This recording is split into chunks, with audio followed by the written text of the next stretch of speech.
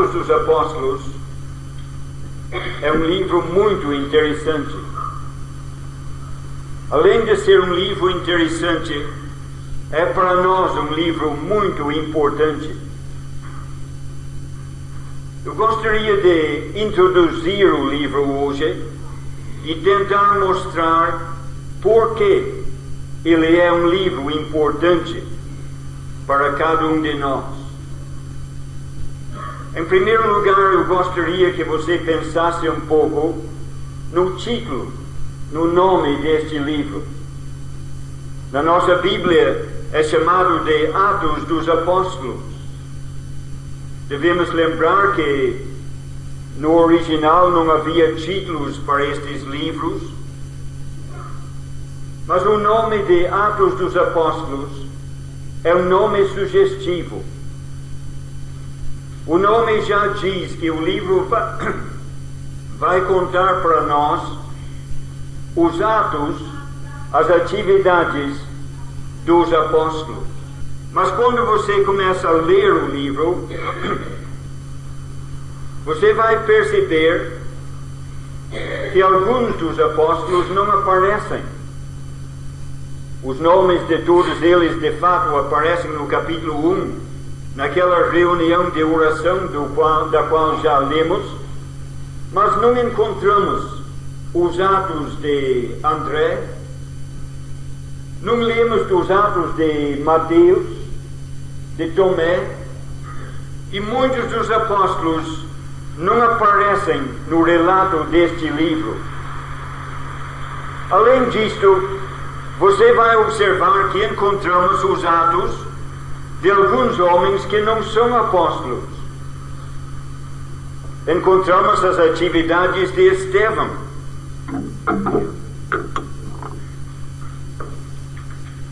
Lemos também dos atos de pessoas como Barnabé, Timóteo e outros ainda que não eram daquele grupo dos apóstolos.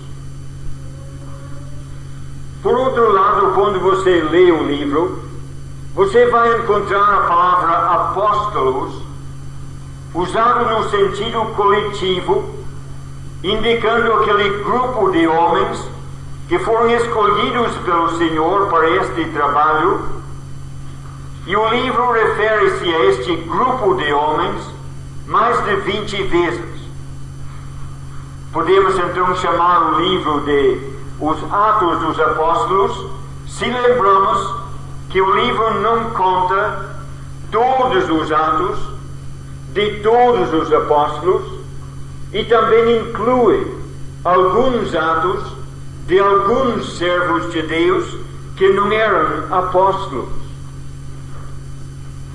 Talvez um título melhor para este livro seria chamá-lo Os Atos do Espírito Santo.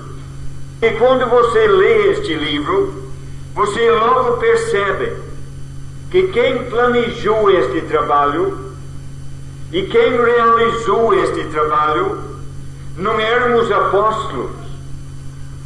Os apóstolos eram apenas instrumentos nas mãos do Espírito Santo. Logo no início do livro, no versículo 2, lemos que quando o Senhor Jesus ainda estava aqui na terra, Ele deu mandamentos aos seus apóstolos. Mas diz o versículo 2 que Ele deu estes mandamentos pelo Espírito Santo. Logo no início do livro, Ele está mostrando a importância e também a autoridade do Espírito Santo. Ainda no capítulo 1 podemos ler no versículo 5 do batismo no Espírito Santo. Quando chega no versículo 8, vemos aqueles discípulos esperando uma promessa, a promessa de receber o poder do Espírito Santo. E no livro encontramos referências diretas ao Espírito Santo 50 vezes, ou seja, numa média mais de 2 vezes por capítulo, o Espírito Santo aparece neste livro. Para você ver algumas dessas referências e ver a importância dele neste livro, vamos escolher apenas algumas das mais importantes. No capítulo 2 e o versículo 4, vemos no dia de Pentecostes aqueles servos do Senhor falando. Mas diz o versículo 4 que eles falavam segundo o Espírito Santo lhes concedia que falassem. Podemos chegar agora no capítulo 8 e vemos Filipe, o evangelista, trabalhando em Samaria. Um trabalho bem sucedido. Toda a cidade ouvindo a palavra, muitas conversões, batismos, um trabalho muito bem sucedido.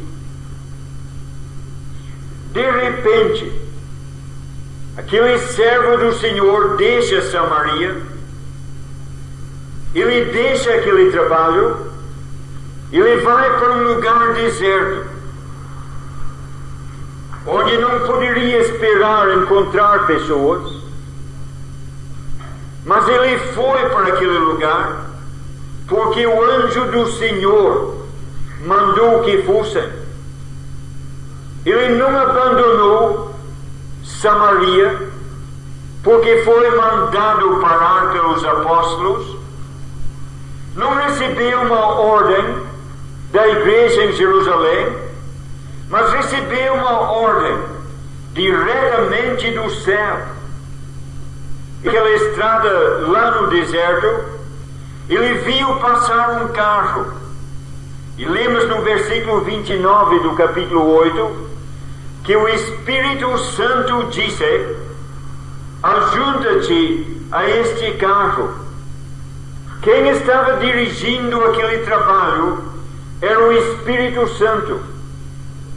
Filipe não planejou aquilo, não estava cumprindo ordens de Jerusalém, nem dos apóstolos, mas sim do Espírito Santo. Aquele eunuco que estava no carro se converteu. Logo em seguida foi batizado. E lemos no final daquele capítulo que o Espírito do Senhor arrebatou Filipe e o eunuco não ouviu mais. Quando chegamos no capítulo seguinte, capítulo 9, vemos a conversão de Saulo de Tarso. Mais uma vez, por intervenção direta do Senhor. Mas aquele homem convertido chegou em Damasco, cego. O Espírito do Senhor falou com Ananias, um discípulo em Damasco, mandou que ele fosse à rua direita, na casa de Judas, procurar este Saulo de Tarso. Mais uma vez, ele foi, porque foi mandado pelo Espírito Santo.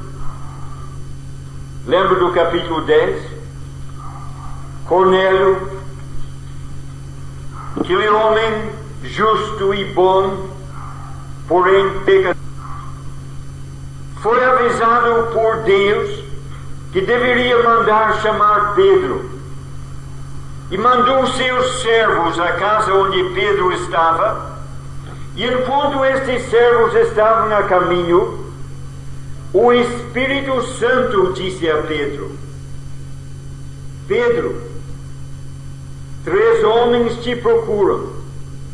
Levanta-te, vai com eles, nada duvidando. Eu os enviei. E Pedro, recebendo aquele convite, não teve dúvidas. Levantou-se, dirigiu-se à casa do Cornélio, pregou o Evangelho e houve muitas conversões. Enquanto ele estava pregando, o Espírito Santo caiu sobre eles. Pedro estava naquela casa porque o Espírito Santo mandou. Houve conversões naquela casa porque o Espírito Santo operou. O capítulo 11 repete esta verdade, mas vamos pular alguns capítulos e alguns cantos. E para não ocupar muito tempo com isto, pensemos no capítulo 16. Paulo e Silas estão passando por Listra e Derbe, servindo ao Senhor. Neste lugar, conhecem um jovem chamado Timóteo. Os irmãos daquele local falaram bem de Timóteo e o recomendaram, e ele acompanhou Paulo e Silas naquela viagem. Estes três servos do Senhor, dispostos a servir o Senhor, pregar a sua palavra, desejam ir para a Ásia, uma província populosa, necessitando do Evangelho. Eles se prontificam para ir, mas o Espírito Santo proíbe. Não veio proibição de Jerusalém. Foi o Espírito Santo que impediu que fossem para a Ásia. Logo em seguida, eles viram o seu olhar para Bitínia, também precisando do Evangelho. Se o Espírito não quer que preguemos na Ásia, vamos para Bitínia. Mais uma vez, o Espírito Santo diz não, e eles não vão. A obra estava sendo planejada e controlada pelo Espírito Santo. E assim podemos continuar através do livro. Poderíamos chamar este livro de do Espírito Santo. Os apóstolos trabalharam sim, mas não passaram de meros instrumentos nas mãos do Espírito Santo. O Espírito Santo agiu, mas ele não agiu sozinho. Ele usou homens para fazer a sua obra. O livro poderá ser chamado Os Atos do Espírito Santo. Eu acho que podemos indicar até um nome melhor para este livro. Não apenas os atos do Espírito Santo, mas se você lê com atenção, você verá que quem planejou realmente aquela obra, quem fez aquela obra, foi o Senhor Jesus Cristo. Podemos ver isso desde o começo do livro. Já mencionamos o capítulo 1, versículo 2. Ele deu mandamentos aos seus apóstolos pelo Espírito Santo. Mas quem deu os mandamentos foi o Senhor. Ele dirigiu a obra. O Espírito Santo era o seu agente e os apóstolos eram os instrumentos. O Senhor deu mandamentos pelo Espírito Santo aos apóstolos. Foi por esta razão que li no capítulo 2, versículo 32 e 33. O Senhor Jesus, crucificado, ressuscitou dentre os mortos, foi elevado à destra de Deus, e sendo glorificado à destra do Pai, Ele derramou isto que agora vocês veem e ouvem. Ele é a fonte, Ele que mandou. Já temos indicado algum caso disto lá em Samaria. Filipe estava pregando, mas o anjo do Senhor lhe disse: levanta-te, vai para o sul, para o lugar deserto. E ele foi, mandado pelo Senhor. E lá no deserto, o Espírito Santo, o divino agente do Senhor, falou outra vez com Filipe. Foi um anjo enviado pelo Senhor que avisou Cornélio que lhe mandasse falar com Pedro. E o Espírito Santo falou com Pedro. Vemos então neste livro os atos do Senhor. Algo parecido com os evangelhos, mas com uma diferença. Nos evangelhos vemos os atos do Senhor na terra, mas nos atos dos apóstolos vemos os atos do Senhor glorificado, exaltado no céu, através do Espírito Santo, fazendo a sua obra. Quando penso neste livro, então, eu gosto de pensar que estou lendo os atos do Senhor glorificado. Ou se quiser um título mais comprido, podemos dizer que é o livro dos atos do Senhor glorificado pelo Espírito Santo através dos seus servos. Este livro, para nós, é um livro muito importante. É como se fosse um elo, unindo as duas partes do Novo Testamento. É o quinto livro do Novo Testamento. Antes dele temos 4 evangelhos. Depois dele temos muitas cartas. E este livro do Senhor glorificado une as duas partes.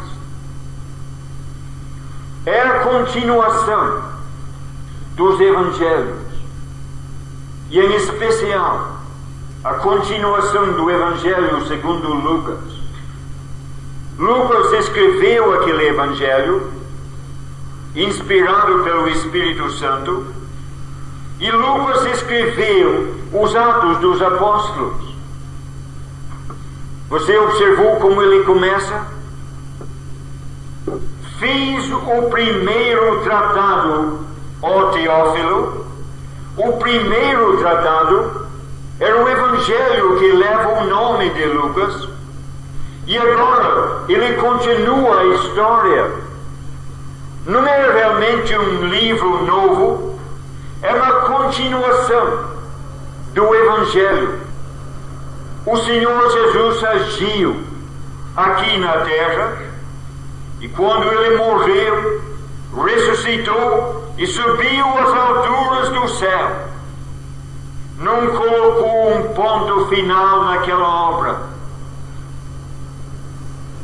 apenas uma vírgula. E agora nos Atos a história continua. Os Atos apresentam a continuação da obra iniciada nos Evangelhos. É também o plano de fundo das cartas, das epístolas. Quando você lê os Atos dos Apóstolos, você vai ver a chegada do Evangelho em Corinto, por exemplo, e quando vai para as cartas, vai encontrar duas cartas escritas à igreja em Corinto. Você vai encontrar nos Atos a formação da igreja em Filipos, da igreja em Tessalônica, das igrejas da Galácia.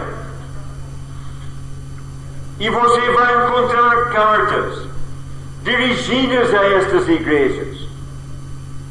De sorte que, se nós queremos entender bem as cartas, nós temos de ler os Atos dos Apóstolos. Para entender bem as cartas aos Coríntios, precisamos vê-los no seu contexto histórico. Lendo em Atos capítulo 18. Se você quer compreender bem as duas cartas aos Tessalonicenses, você tem que voltar aos Atos capítulo 17 e ver o plano de fundo. Aquela carta tão preciosa aos Filipenses exige que aos Atos capítulo 16 para ver o início daquele trabalho. Os Atos apresentam o plano de fundo das cartas e, portanto, é um elo unindo a parte histórica com a parte doutrinária. É a continuação dos evangelhos, é a introdução às cartas. Outra coisa que devemos observar neste elo: quase todas as verdades relacionadas à igreja aparecem pela primeira vez nos evangelhos. Parece estranho dizer isto, porque a igreja não existia naquele tempo. A igreja começou em Atos capítulo 2, mas quase todas as verdades relacionadas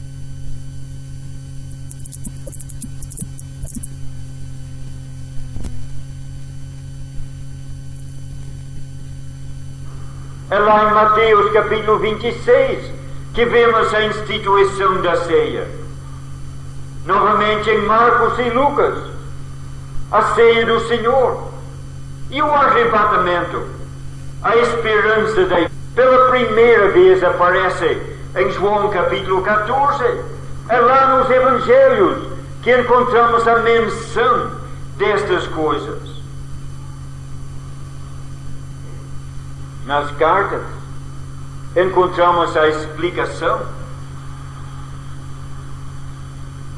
Ouvimos a primeira menção da igreja em Mateus 16, mas é a carta aos Efésios que vai explicar para nós o que é a igreja, o corpo de Cristo, esta igreja que Ele está edificando, a sua noiva, mencionada em Mateus, explicada em Efésios.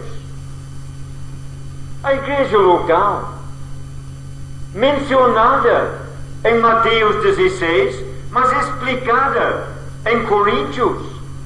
É na carta aos Coríntios que você vai ver uma igreja local testemunhando como funciona. Vai ver a explicação do que é uma igreja local, mencionada em Mateus 18, explicada em 1 Coríntios. A ceia do Senhor, mencionada em Mateus, Marcos e Lucas, mas é em Coríntios capítulo 10 e capítulo 11 que você vai entender melhor o que significa esta ceia do Senhor. O nosso arrebatamento, mencionado em João capítulo 14, mas é principalmente em Tessalonicenses 4, o 1 Coríntios 15, que vamos entender o que realmente é a nossa esperança. Assim podemos dizer que as verdades relacionadas à igreja são mencionadas nos evangelhos e explicadas nas epístolas, mas entre os evangelhos e as cartas temos os Atos dos Apóstolos, onde vemos estas mesmas verdades demonstradas na prática. Lemos de igrejas locais nas cartas: Corinto, Filipos, Tessalônica. Temos a menção em Mateus, as explicações nas cartas, mas vemos demonstrada a vida destas igrejas nos Atos dos Apóstolos. A ceia do Senhor, mencionada nos Evangelhos, explicada em Coríntios, demonstrada em Atos capítulo 20, quando no primeiro dia da semana reuniram para partir o pão.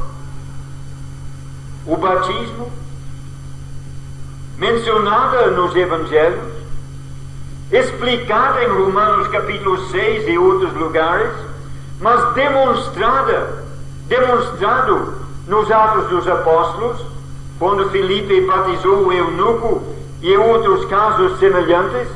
Vemos a menção nos Evangelhos, a ilustração ou demonstração nos Atos e a explicação nas cartas. Este livro dos Atos, portanto, é como se fosse um elo unindo as duas partes do Novo Testamento. Eu creio que nesta altura nós deveríamos pensar um pouquinho numa análise simples deste livro. Sem entrarmos em detalhes, eu gosto de dividir o livro em duas partes, baseando esta divisão no capítulo 1, versículo 8. Naquele versículo, lemos: ser-me-eis testemunhas em Jerusalém, na Judeia, na Samaria e até aos confins da terra. Se você lê os primeiros 12 capítulos 1 a 12, você vai ver os apóstolos, os servos de Deus e as igrejas testemunhando em Jerusalém, na Judeia e em Samaria. Mas quando entramos no capítulo 13 e até o fim do livro, vemos igrejas e apóstolos e servos de Deus testemunhando em lugares mais distantes, avançando até os confins da terra. A primeira parte, que trata principalmente de Jerusalém, Judeia e Samaria, vemos em destaque as atividades de Pedro. Vemos outros como Estevão, mas especialmente Pedro está em primeiro plano, primeira parte, testemunhando em Jerusalém, Judeia e Samaria. Na segunda parte, quando o testemunho expande, visando alcançar os confins da terra, vemos em primeiro plano as atividades do apóstolo Paulo. Quando termina a primeira parte, no capítulo 12, vemos Pedro, o apóstolo, liberto da prisão por intervenção direta do Senhor, abrindo as portas da prisão, libertando Pedro. E no final do mesmo capítulo, vemos a morte por intervenção direta do Senhor, a morte de Herodes, o inimigo, o perseguidor. Naquela primeira parte, vemos o Senhor, pelo seu poder divino, intervindo naquele trabalho. Quando chegamos no final da segunda parte, é diferente. Se na primeira parte observamos Pedro liberto da prisão, a segunda parte termina com Paulo deixado na prisão. 2 anos inteiros presos naquela casa, porém tendo liberdade para continuar pregando para todos que viessem a ele. Por que esta diferença? Talvez levando em conta que na primeira parte o judeu estava em destaque e na segunda parte os gentios. Deus está demonstrando por sinais o seu poder para aqueles judeus. Os judeus precisam de sinais, mas por dia Ele quer que aprendamos uma lição. Talvez não vejamos de uma forma tão miraculosa a mão do Senhor abrindo as portas das prisões, matando os inimigos, ressuscitando mortos, fazendo milagres. Ele ainda faz e pode fazer, mas talvez não vejamos tantos sinais. Mas Ele nos mostra que a sua graça nos basta. Porque se Paulo ficou na prisão, ele teve graça suficiente para naquela situação, naquelas cadeias, continuar pregando, superando a dificuldade, não por intervenção angélica quebrando as cadeias, mas por administração de graça divina, fortalecendo-nos no meio das dificuldades. Ele está dizendo a cada um de nós: a minha graça te basta. Uma coisa mais para completar. Este livro é um livro singular, diferente de todos. O homem que o Espírito Santo usou não era um apóstolo, era Lucas, o médico amado. O livro dele é diferente de todos os livros. Já temos indicado que este livro não tem um começo como os outros livros têm. É realmente a segunda parte do Evangelho que Lucas escreveu. É simplesmente uma continuação. Os primeiros 14 versículos repetem algumas coisas que Lucas já tinha escrito no Evangelho. Uma mera repetição, uma recapitulação com ênfase novo em alguns pontos novos, mas ligando os dois livros. É um livro, então, que não tem um começo. É uma continuação, apresentando uma obra que começou antes e que está continuando. E quando chega no capítulo 28, onde acabamos de ler, você vê um livro terminar sem concluir.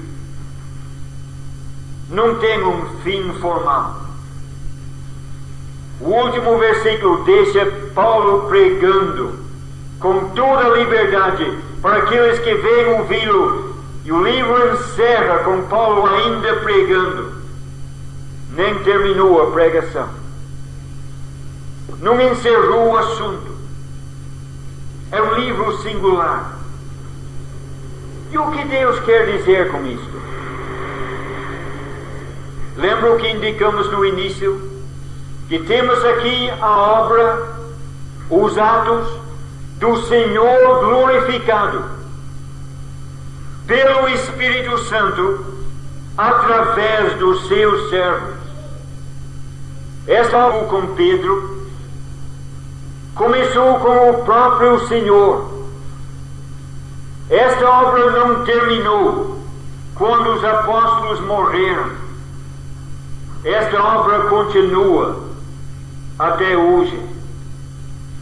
O Senhor subiu às alturas do céu, assentou-se à destra do Pai e, glorificado, Ele enviou o Espírito Santo para orientar, para capacitar.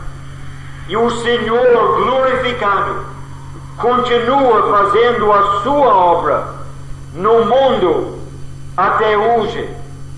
O livro não encerrou, a obra não terminou, a obra continua. E eu gostaria nestes últimos momentos de aplicar isto aos nossos corações.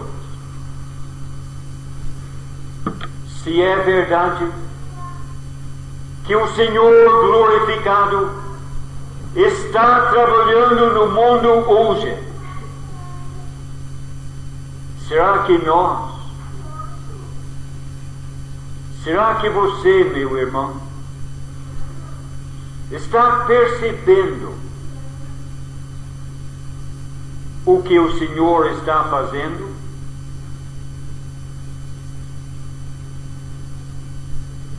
Será que nós discernimos a obra do Senhor?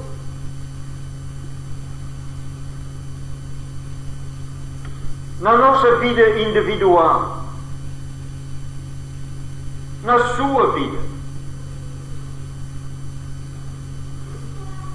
você percebeu hoje o que o Senhor está fazendo? Já discerniu o propósito que Ele tem para a sua vida?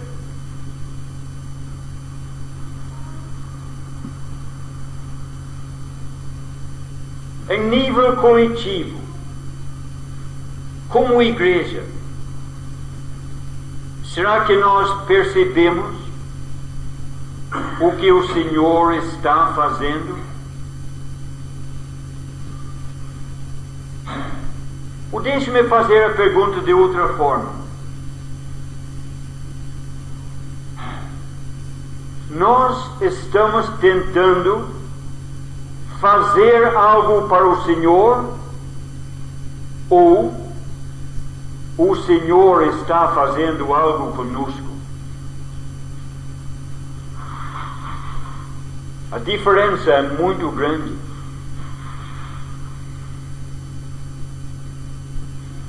Espero que dê para perceber a diferença.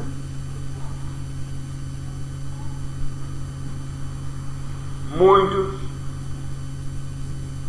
com bons motivos, querem fazer um trabalho para o Senhor. Planejam, se esforçam, querendo fazer algo para o Senhor porque amam ao Senhor. Mas não é isto que o Senhor quer de nós. O Senhor está fazendo uma obra neste mundo. Ele enviou o seu Espírito Santo para fazer esta obra. E o Espírito Santo fará esta obra através de homens e mulheres salvos pela graça de Deus. Ele quer fazer a obra através de mim, através de você. Já percebemos o que é que Ele quer fazer? Estamos vendo a mão do Senhor usando-nos?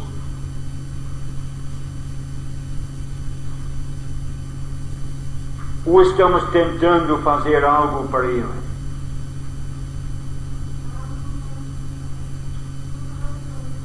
Nós tomamos a iniciativa de planejar e fazer? ou é o Senhor que planejou? E somos cônscios disto. Ele está me guiando. Ele está me usando.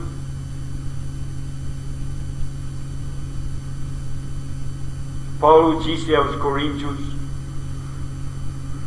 amados irmãos, sede firmes, inabaláveis, sempre abundantes na obra do Senhor, não na nossa obra para o Senhor, sendo que o vosso trabalho não é vão no Senhor.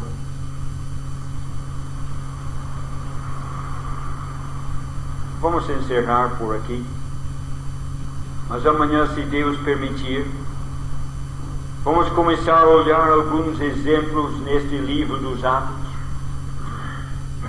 para tentar ver a obra que o Senhor estava fazendo, como Ele usou aqueles homens e mulheres para fazer aquela obra. Aqueles versículos que citamos no início do Espírito Santo dirigindo a obra, mostra como Ele fez. E eu espero que, ao contemplarmos estes exemplos, nós possamos compreender que até hoje o Senhor tem um trabalho, está fazendo um trabalho, e quer que nós sejamos seus instrumentos, e cada um tenha discernimento espiritual para observar e discernir o plano do Senhor, a mão do Senhor, para que recebamos a bênção do Senhor. Que assim seja. Amém. Ao findar o labor desta vida,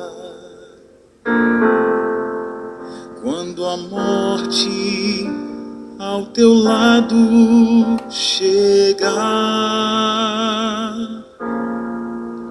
que destino há de ter a tua alma?